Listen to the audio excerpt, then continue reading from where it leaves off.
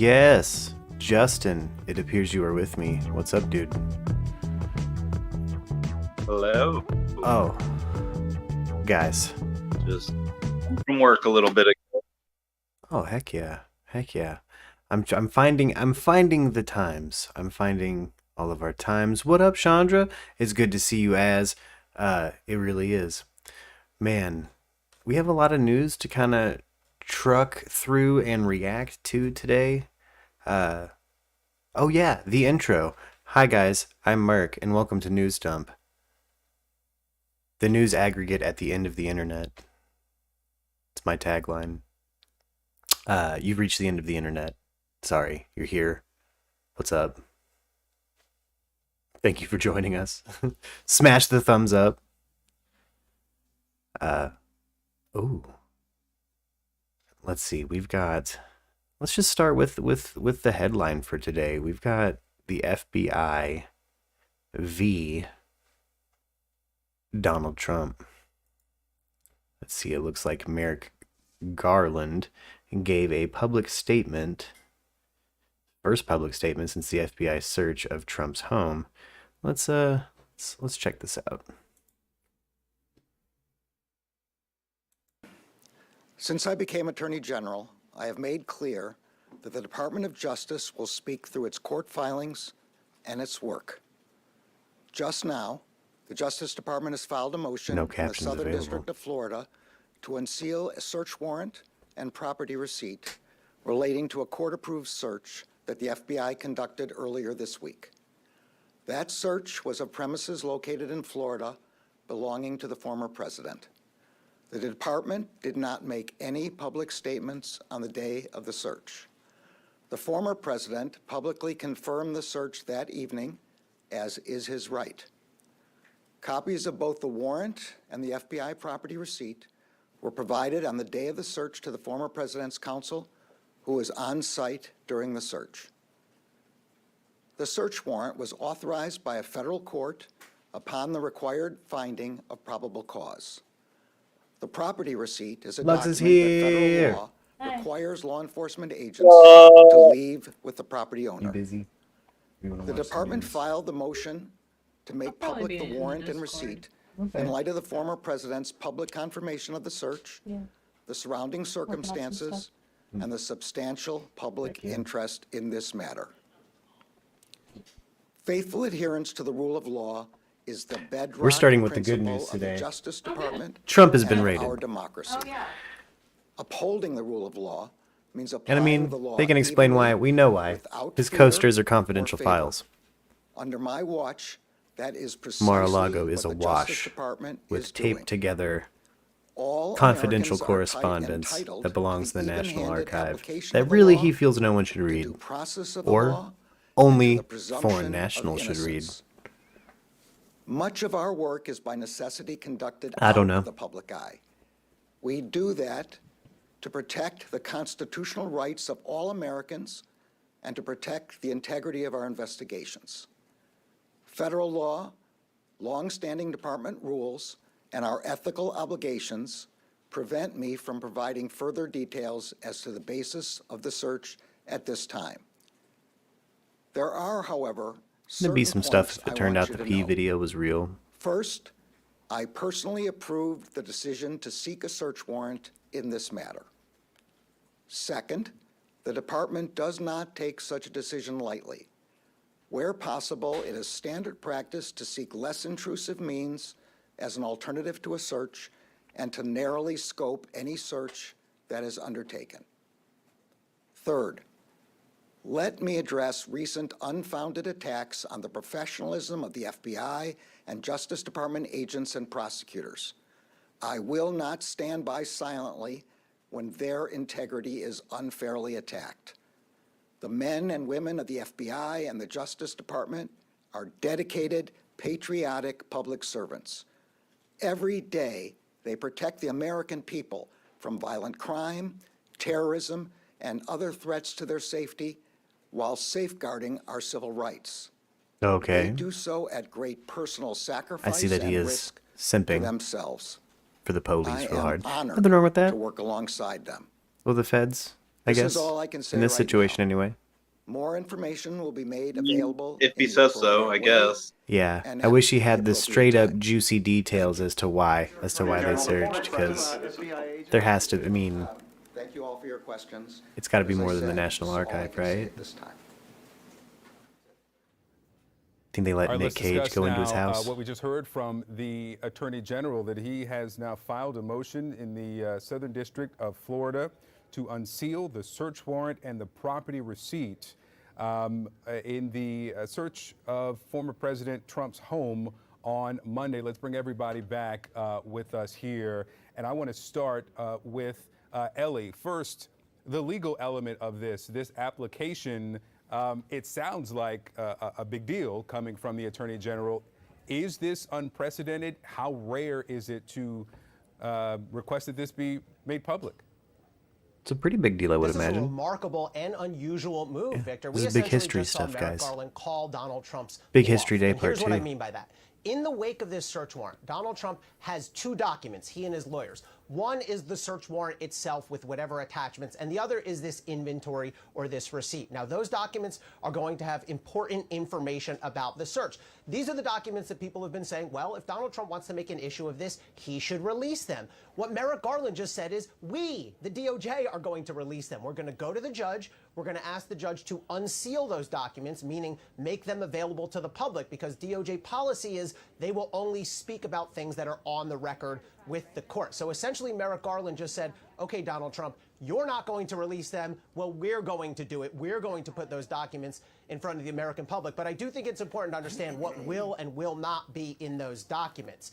The warrant typically will list logistical information, place to be searched, usually a general description of items to be searched for, Right, the name of the judge, a deadline by which DOJ has to execute the search. But it also sometimes has what we call an attachment, and that attachment typically will list the statutes, the laws that DOJ get 'em like believes it Capone has if you have probable to, but cause get 'em. believe were violated. So that's going to be the first thing I look for. I'm going to look right at that attachment and say, do they list the statutes? That's going to tell us what laws could be at play here. When we talk about the second document, the inventory or the receipt, that is what it sounds like. It's a listing. The FBI says, here are the items that we removed from Mar-a-Lago. Now, again, degrees of specificity and generality tend to vary. I do not expect that to have a piece of paper by piece of paper breakdown if they took thousands. Real quick, if you guys are watching on Twitch, spam me with emojis. I want the emojis. I want all of them. I want emojis today. Thousands of pages. I think what we're going to see is listings like Make X sure number of there's tentacle. boxes, if they took any All the electronic tentacle documents, emojis. if they took any laptops, That cell means you're phones, part of. That that means kind you of thing. Now, subscribed one on last thing, Twitch, and Victor. you are The document that we part of the still cult. will not see. You're part is of the big Illuminati one. now. The most detailed document here is the affidavit. That is the document which typically can be 20, 40, 100 pages, where prosecutors lay out chapter and verse. Here's all of our proof that gives us probable cause. That Double still check is that, going Mike. to remain confidential. Donald Trump does not have that. Merrick Garland is not moving to unseal that. But the other two documents that Donald Trump has, Merrick Garland has said, well, I'm going to show them to you now. Because that affidavit is crucial and central to the investigation, you wouldn't expect that would be released at this point.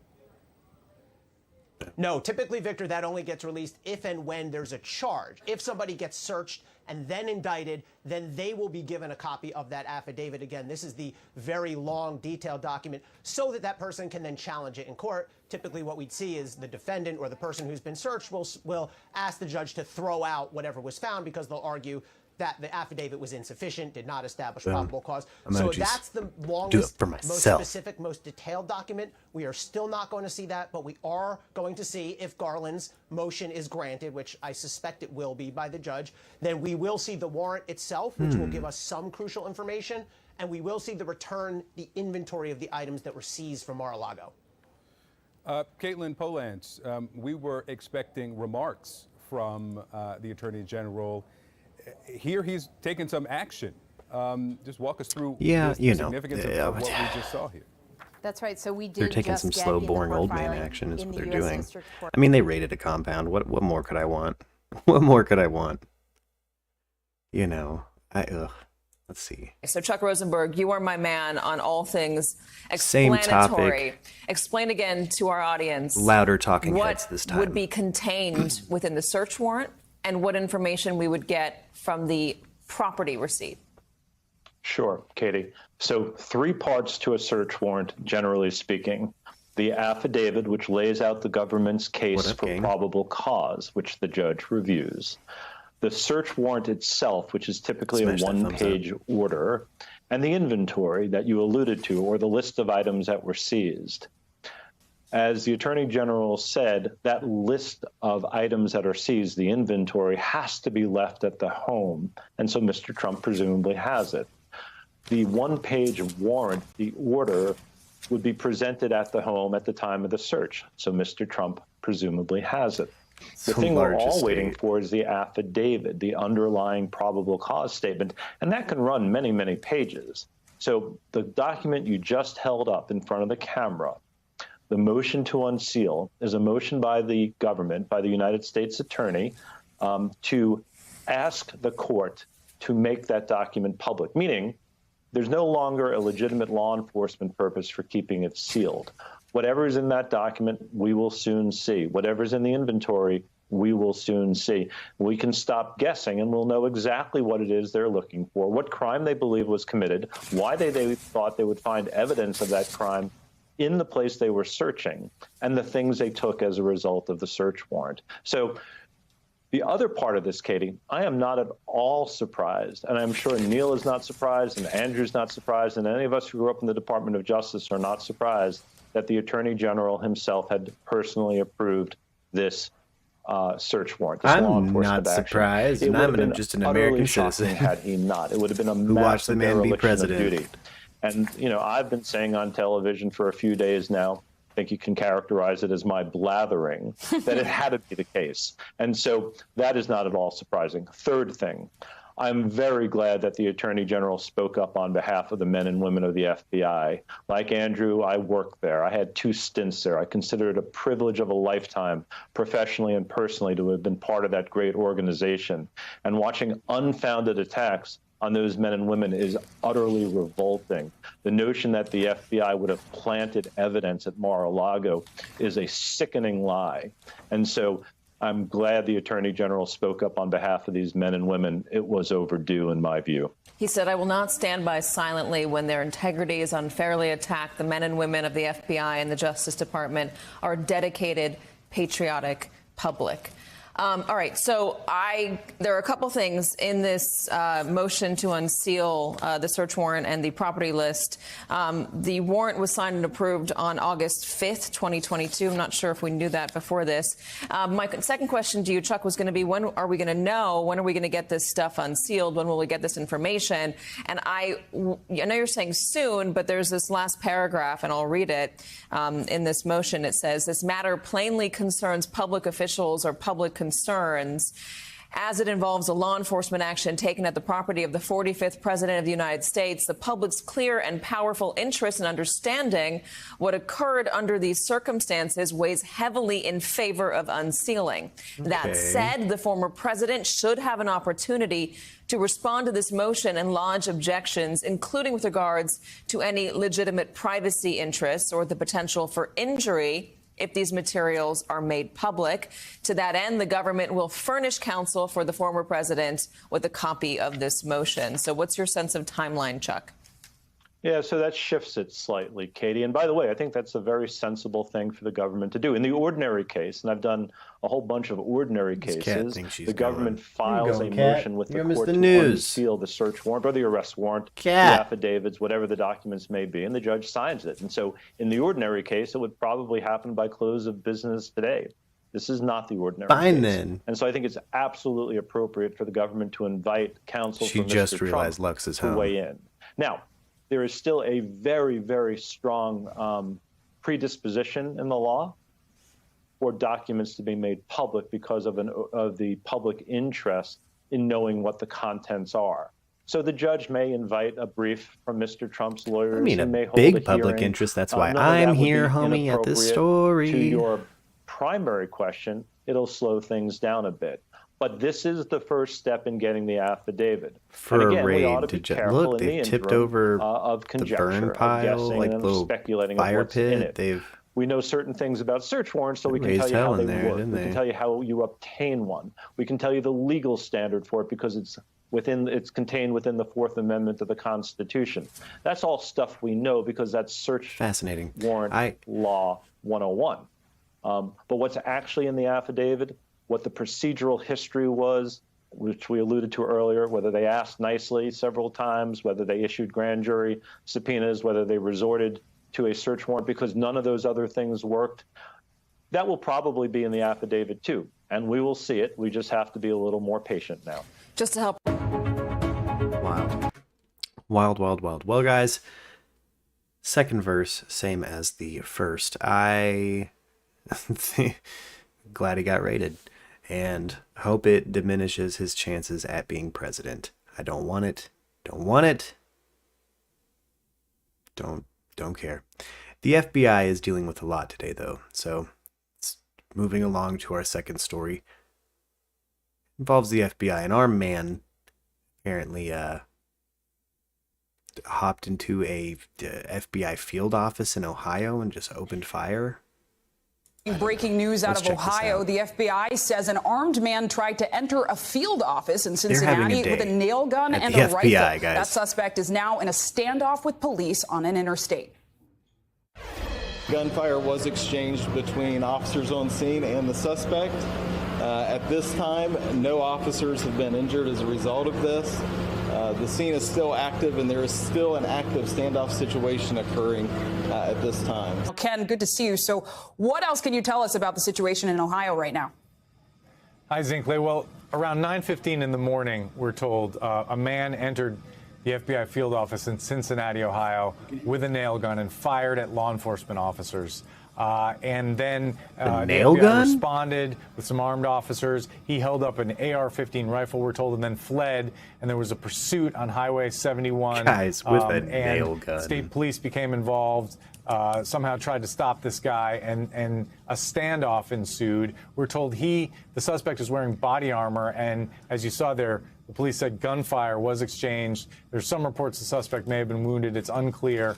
One thing that it's important to say is that the police and the FBI have not released an identity of the suspect, and we don't know the motive. But obviously, this is coming amid a huge uptick in threats to FBI personnel and FBI facilities in the wake of the Mar-a-Lago search. Again, we don't know if that's connected here, but there's an atmosphere in the country of threats to the FBI, and we saw this violence today in Cincinnati.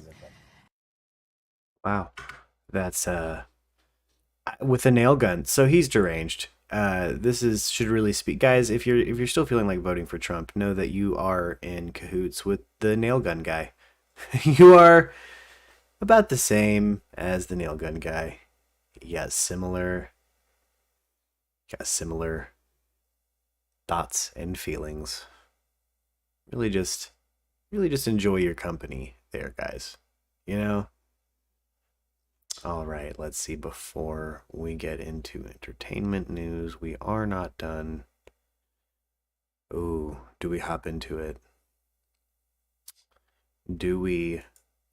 Wait, no, we have one more thing. Not federal, international.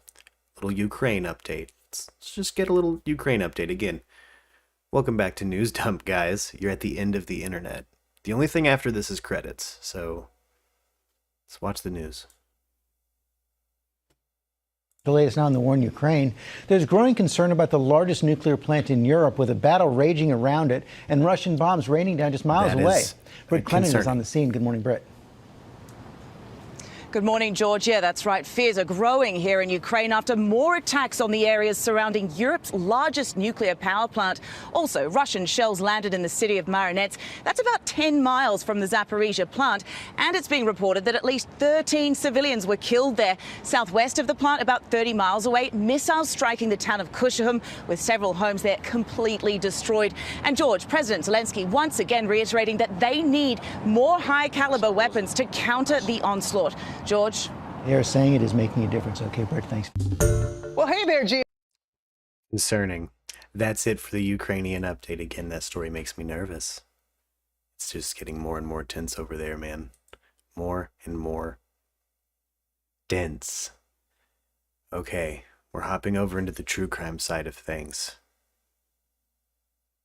Let's get into Courtney, an Instagram/OnlyFans model who apparently allegedly,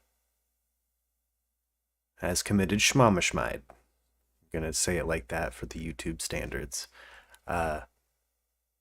Let's get into kind of hopefully a recap on it, because I missed this story yesterday and it's all over the head. It's the main headline today. The coverage now turns to local 10 News reporter Ross Lowe. He has exclusive information on what will be released on this case at a news conference that's happening later this afternoon. Rosh. Yeah, we do not have to wait until 2:30 to bring you this bombshell information that, according to law enforcement sources, is a key piece of evidence in this case. We are told exclusively that there is video surveillance taken inside of an elevator in the apartment complex where Clenney lived with her boyfriend. This video, we are told, shows Clenney wailing on the boyfriend, and he's pretty much defenseless. This video was taken about a month before the early April homicide. Let's get to some video now, and I'll tell you more about this information. So obviously there's this mugshot of Clenney from Hawaii, and from day one, she has claimed self-defense. But the state will claim otherwise, and this is where the video will become very important. They will claim that there was a pattern of abuse that was going on here, and at 2:30 they will actually show us this video, which once again taken in a private elevator. These elevators apparently go right up to the apartment complex, which shows, we are told, a very aggressive Clenney just beating her boyfriend, punching him in the head. He tries to push back, but we are told she was clearly the aggressor here. And this is part of the arrest warrant, which has not been unsealed yet, so we don't have the actual video until 2:30. But we want to let you know, and you're seeing video from TMZ there, where afterwards you see Clenney covered in blood and handcuffed, that the state will be making the argument that this was not self-defense, and this is where this video becomes so critical. Yeah. So I've been mentioning this news conference at 2:30. I will say, guys, she seems a bit deranged in that video. I don't think it was self-defense. I think she's live. Something's going on mentally with her. Maybe a substance abuse issue. It is pretty dramatic. I'll be up there, her posture and I'll was have more for fidgety, you and on she this seemed case really all afternoon, only on local. That was oof. For now, we are live outside the Miami-Dade State Attorney's Office. How rare that we get to go into a case having seen some footage of the lady first. Let's get another. 4 months after the stabbing death of a man inside his Miami high-rise, police have arrested his girlfriend and charged her with murder. Her lawyer has always claimed self-defense. Local 10's crime specialist Bridget Matter is live with what she's learned. Bridget. Cocaine can make some people Police say crazy. this woman stabbed her boyfriend to death 4 months ago inside their apartment. Today, she was picked up by U.S. Marshals in Hawaii. This is OnlyFans model Courtney Clenney. She's known for her pictures and her 2 million followers on Instagram. But Wednesday, she posed for a very different picture, a new mugshot. She was arrested in Hawaii, facing a murder charge 4 months after police say she stabbed her boyfriend to death. Detectives revealed Christian Abumseli was stabbed during an argument inside their luxury Miami apartment in April. After the stabbing, video obtained by TMZ shows Clenney handcuffed and covered in blood sitting on the floor. Clenney was not charged during the initial investigation. Detectives spent months looking into whether or not this was a case of self-defense. She was Baker acted shortly after Miami police brought her in for questioning. Her lawyer sent me this statement hours after the arrest. Defensive wounds in his. Abumseli attacked her and choked her that evening. Courtney had no choice but to meet force with force. Further, we are disappointed that the state attorney sought an arrest warrant in this matter. In April, a neighbor told Local 10 shout he out had Jameson, a the clear defense view of the attorney. couple's apartment and I would imagine Jameson would agree with how quickly that statement was released. And have been vocal calling we watched for some an pretty arrest horrible in his defense case. attorneys Police on also this channel, responded to multiple disturbance calls to the that is apartment. how you do it. Police have not revealed what led them to make an arrest 4 months later. I did reach out to Abumseli's family for a statement, but they didn't get back to me in time for this broadcast. Also, her lawyer says she was in Hawaii seeking treatment for PTSD and other issues related to this case. Tomorrow, expect an update on this. There will be a news conference from the state attorney's office at 2:30, where they will unseal the arrest warrant. For now, we're live in Miami. Bridget Matter, Local 10 News. All right. Crazy. Just nuts. Now we have the press conference from today. Let's back in January, check this out.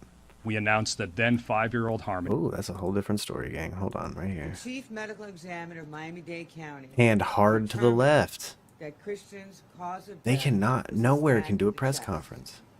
Christian was stabbed as the knife punctured the subclavian artery in his right chest. No subtitles. If you look Horrible. over here for just a second to either one of these screens, you will see get a good idea. See if this is any better. Here we go. Here's some sound quality. Maybe. Domestic violence is something I and our entire Definitely Miami-Dade better. community has worked hard to end. Yeah, it's really unfortunate for that gentleman. I feel really bad for him. For the direct victims, A lot of male victims in the news this last year. that is why I'm proud to have originally created Florida's first felony domestic violence unit and have developed a basic prosecutorial approach aimed at combating domestic violence that is now used by prosecutors throughout Florida. Pain created by domestic violence is stunningly apparent when it leads to a tragic death of one of the partners. Violence brings us directly to the reason we are here today. It sounds like there might be a history of them both getting physical with each other. So again, I will put that. But you know, we like Brian Laundrie, one party. He died in Unit 2201 Crossing the line, they're the ones that committed the crime, and that they're the ones that lived. Northeast 7th Avenue. Could have ran away, found help, shelter, anything. 26-year-old Courtney Taylor Clenney with one count of second-degree murder in Christian's death. She has been taken into custody in Hawaii. She has not yet been brought to court for a hearing, but when she does go for a hearing, she will at that time have the option to either waive or contest extradition. It is our understanding that her lawyers have stated that she will waive extradition. In the meantime, my extradition division has been working with the Hawaiian authorities, the U.S. Marshals, and the Miami-Dade Police Department to ensure a smooth process if she does decide to waive. If she contests extradition, the law requires her to be held in Hawaii with no bond, and my office would then seek an arrest warrant from the governor's office to bring her back. At this time, all the necessary steps are being taken as we speak for her return to Miami to be held accountable for this murder. With me today are the City of Miami Police Chief, Manny Morales, who all of us know does excellent work for our City of Miami. His Assistant City of Miami Police Chief, Armando Aguilar, to his left. I want to thank both of them and their department for the professional diligence that they exhibited in this case and for the partnership that we share. Some portly cops. It's a funny looking group of cops. Florida. You all know he stood here many times I hate to say it. by the side of those of us in law enforcement. Some real donut Dunkin' cops. An extraordinary partner with all They of us dined in their law dinner on enforcement Dunkin'. who, They by the way, Dunkin'd their in this din-din case, overcame with a number donuts. of challenges to secure this arrest. Marshal Serralta, he's right behind him. Gaddy Serralta played a pivotal role in connecting our law enforcement officers with the West Coast U.S. Marshals Fugitive Task Force to ensure that Courtney Clenney, who was over 4,700 miles away from Miami, will be able to stand before a judge here in Miami and face these charges. I'm very proud of Assistant State Alright guys, Attorney spam me Khalil with Twitch emojis. He's right Up here, on this Twitch. young man in Give me New those York City, emojis. who is also a member of our gun violence initiative. He is on this case, has been from the beginning. Thank you very much, Khalil, for your diligent work. And to his left is a very wonderful veteran homicide prosecutor in this case. So at 4:01, Okay, here we Clenney go. called Christian. She's gonna break down a timeline of the events. This is what I'm gonna jump to because I can't hear her. At 4:33 p.m., she called him again, shortly after posting the video. At 4:33 p.m., Christian walks into the apartment. 10 minutes later, There we go. Just have to turn this up a bit. Clenney called her mother. Damn. That call lasted until about 4:49 p.m., just over 6 minutes.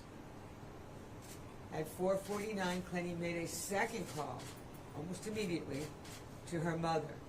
They spoke until 4:56 p.m., a little over 7 minutes.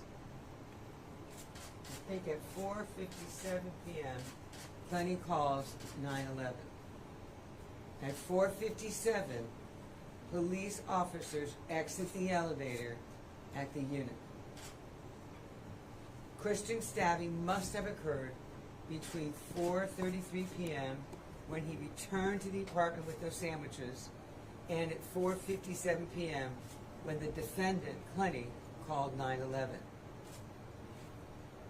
911. Yo, we were kids through that. You can't just say 911 in place of 911 anymore. I'm Neighbors wondering, began calling the because building I've been noticing a about lot disturbance lately. at the apartment. People are People don't say 911 anymore. Security call Yeah. 911 at 4:46. Oh, yeah, she's saying 911. Like, no. That's. Get flashbacks. Like, oh. No. It's 911. It's always been 911. I remember that day. Especially now. Yeah. 911.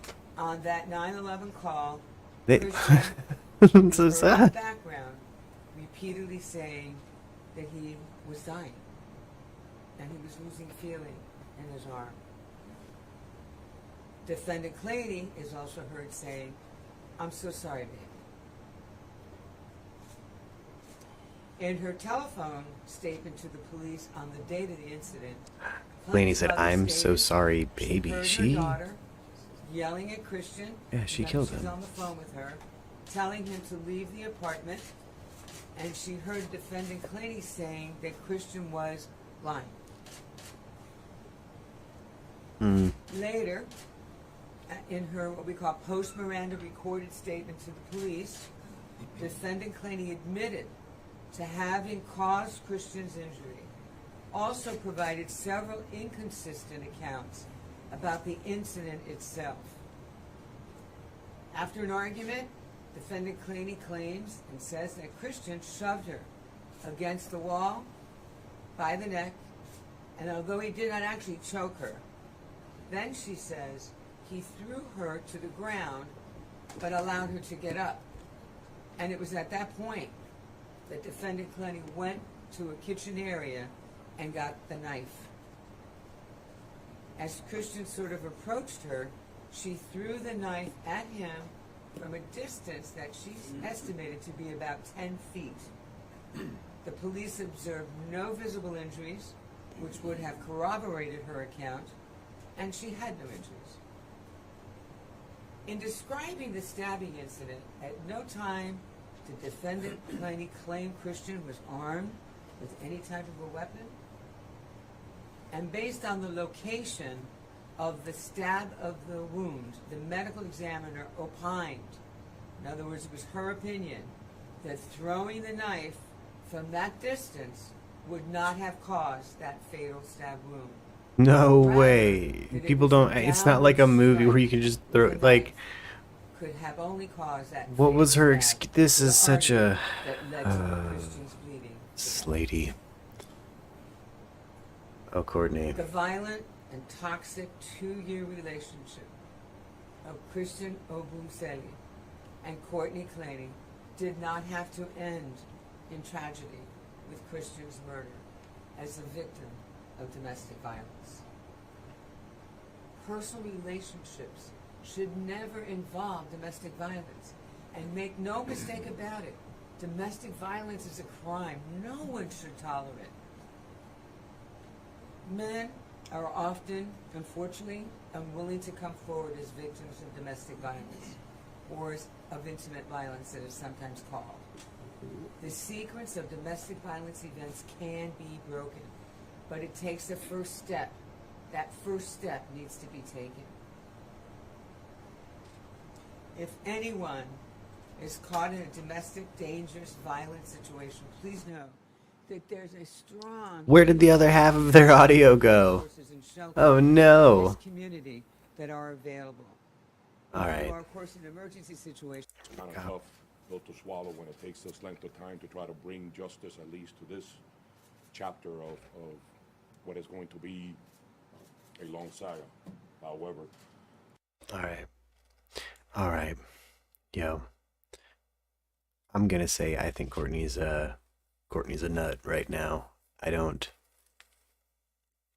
That's where I'm at with that true crime story. It sounds like she's gonna be found guilty. I don't care what her. I'd be interested to see the trial. I hope the light stays on it and we can actually see the trial here. I feel like that's a relevant one just for male victims of domestic abuse, period. I'd like to see that trial play out and her found guilty, because in my opinion, I feel like she is. Okay, moving on from Courtney. Officials confirm murder of a New Hampshire girl who went missing in 2019. Trigger warning, this is going to wrap up a missing child case from 2019, and it's unfortunate. Back in January, we announced that then 5-year-old Harmony likely disappeared sometime between November 28th and December 10th of 2019. Since that announcement, members of my office, members of the Manchester Police Department, the U.S. Marshal Service, the FBI, and other law enforcement partners have been diligently continuing to work this case. In total, these agencies working together have devoted thousands of hours gathering evidence and pursuing numerous leads. All of these efforts have led us to conclude that Harmony Montgomery was murdered in Manchester in early December of 2019. At this point, while Harmony's remains have not yet been located, we do have multiple sources of investigative information, including just recently confirmed biological evidence, that have led us to this difficult and tragic conclusion. As a result, today I am announcing that this is now officially a homicide investigation. The homicide of this little girl rests with the person or persons who committed this horrific act. The Manchester Police Department will do everything within the limits of the law to ensure that the responsible person and persons for the murder of Harmony are brought to justice. As always, I encourage members of the public to continue to use a dedicated tip line should they have any information at all that would assist us in locating Harmony, or any information that they feel is relevant to this investigation. The dedicated tip line has, the dedicated tip line number is 603-203-6060. Hi. George Stephanopoulos about got us again, guys. Holy snap. Oof. All right. Well, done with that. Done with world news. It's on to entertainment news, guys.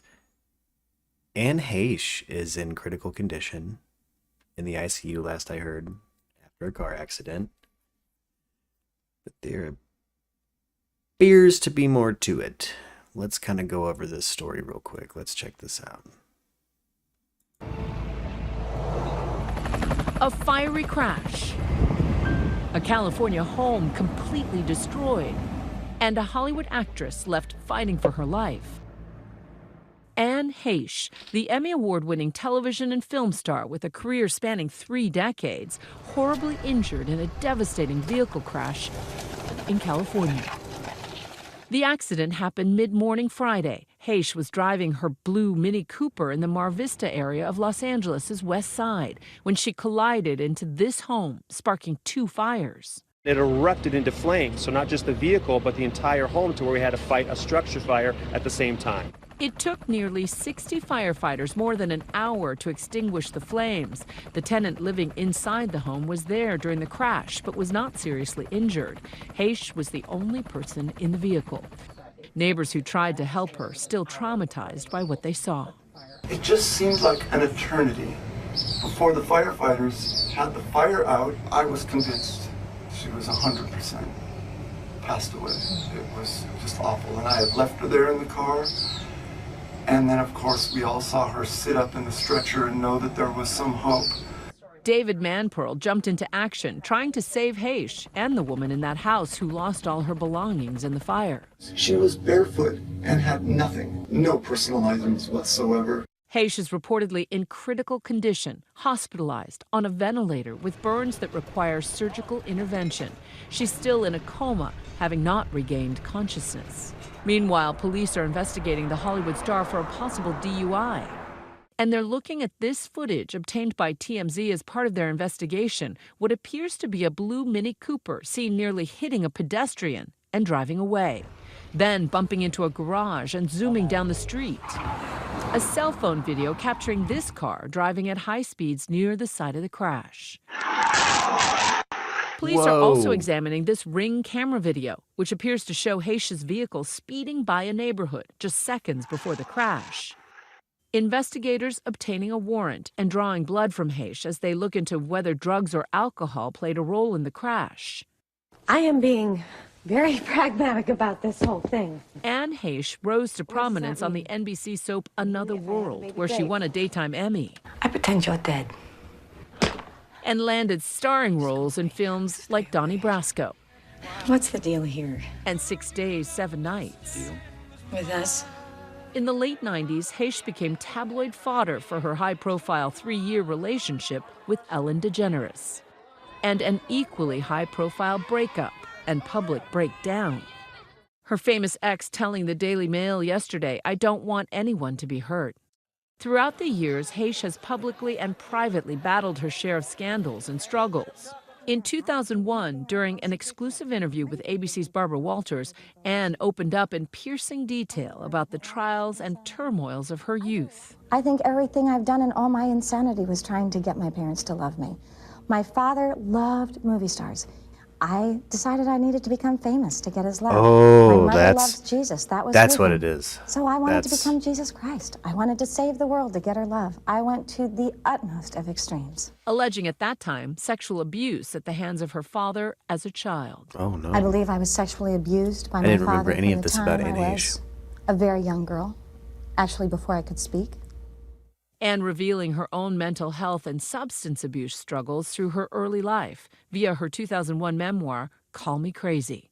I did a lot of things in my life to get away from what had happened to me. I drank, I smoked, I did drugs, I had sex with people. I did anything I could to get the shame out of my life. And telling Walters about her troubling personality swings. You, Anne Haish, think you are Jesus, and you take the name Celestia. Did you really think you were Jesus? Absolutely. That's the thing about going crazy. You are absolutely aware, at least I was, that I was Anne Haish, an actress. I had friends. There were people who would think I was crazy if I was ever going to talk about this. And at the same time, I'm hearing God talk to me saying, you are basically from heaven. But despite pain and heartache, Haish's comeback has been strong. The actor has had recurring roles in the series Chicago PD and All Rise. I haven't seen either of those. And was a 2020 contestant on Dancing with the Stars. How'd she do, though? She's also set to star in an HBO series with pop stars Troye Just contestant, Sivan no cake? and The Weeknd. We're better together. More recently, Haish has been hosting a podcast, Better Together, with best friend Heather Duffy, getting candid about their own stories of tragedy and triumph. But Haish says she was drinking while recording her last episode just 3 days before the crash. They sent us vodka, and we are drinking their it. advice. Although, if you look to the side, you might see with wine chasers. Today has been a very unique day. I don't know what happened. Sometimes days just suck. And I don't know if you ever have them, but So they, some they days sound Mama pretty says, sauced. I'm just going to be like this. Today, Haitia's oldest son, 20-year-old It Homer, sound like some true visited crime his fans. mother in the hospital. Guys. Meanwhile, investigators continue to piece together what happened and assess the Shout out true catastrophic crime. damage caused by the crash. Drink true crime fans. Those who Crack a drink followed now. Anne Heche for Now. decades are hoping she pulls through. He got us again. He's back. Stephanopoulos, you bastard. You bastard. All right. Here's another update on this Anne Heche stuff. It's quicker. Actress Anne Heche is being investigated for felony DUI after the crash in Mar Vista last week. The incident was originally investigated as a misdemeanor, but the case was Probably updated driving under the today to a influence. felony. Heche was being tested for drugs and alcohol after the crash. I hope she does wakes up. remain in Hope a she's coma, okay. in critical Hope condition everyone's after okay. being pulled from the burning car. Hello, I'm Mark Brown. Get more great. But lordy, is that a pretty, gnarly situation to have gone through. Guys, it's a quick news dump today. We have one more story up. It's Britney. It's Britney, bitch. Husband Sam Asghari are taking issue with claims made by the pop star's ex-husband Kevin Federline.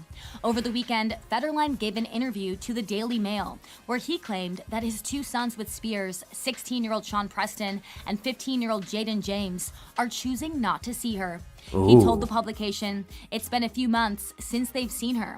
They've made the decision not to go to her wedding." He also shared that he's had a hard time explaining to them Spears' decision to post nearly nude photos of herself online.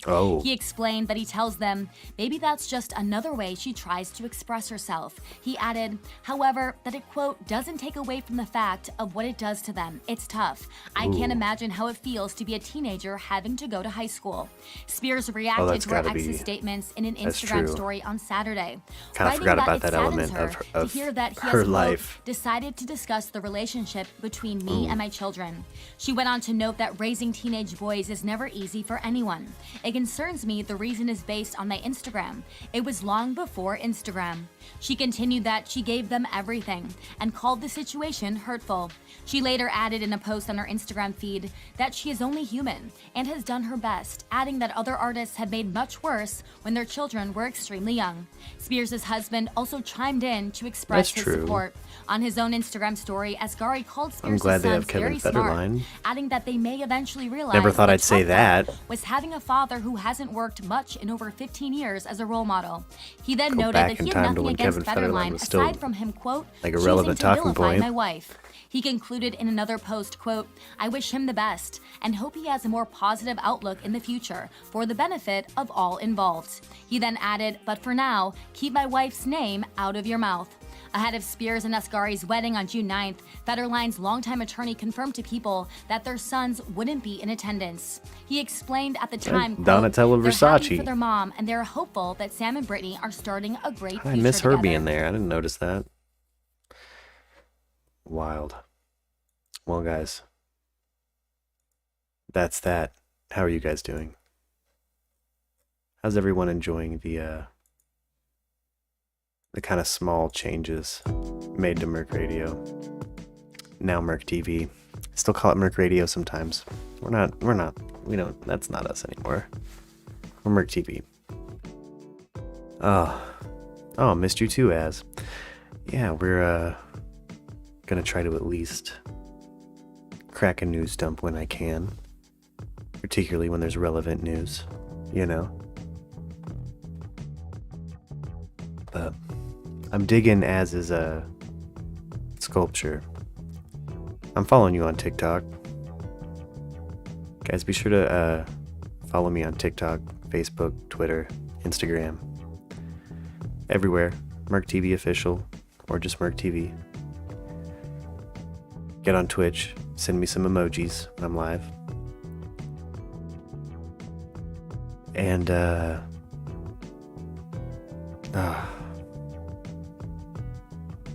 tell me how you're doing. Anybody ever have just dreams that wreck your days? I've been having the weirdest dreams. Oh heck yeah, it has. just like almost spooky dreams. Puts you in a weird mood for the day. Does that make sense?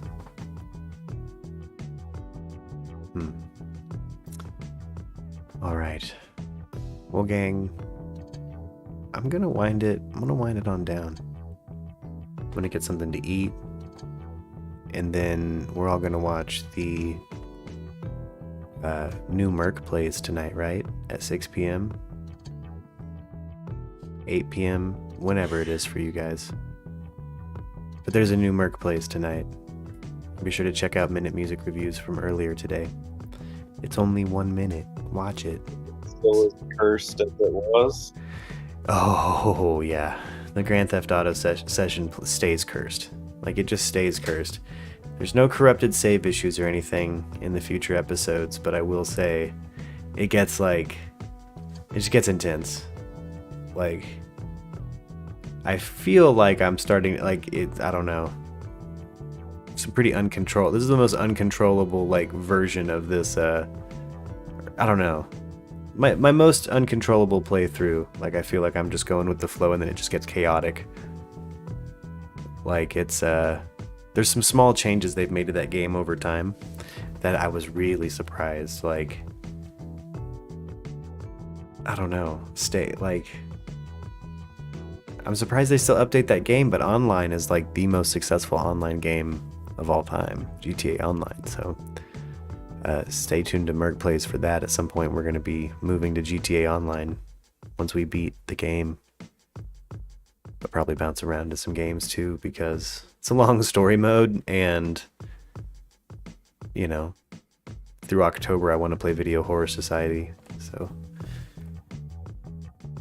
I gotta time it right. And work on that. What was that? And work on that tabletop game you've been talking about.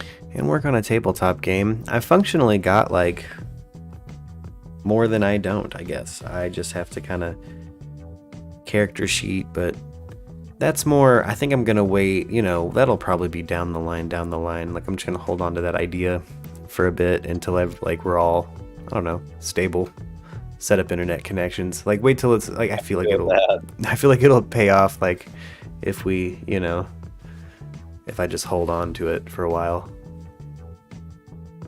Yeah, we should probably do a couple test run games before we do it online anyway. Exactly, yeah. Oh, hey, no worries, Graf. What up? But alright.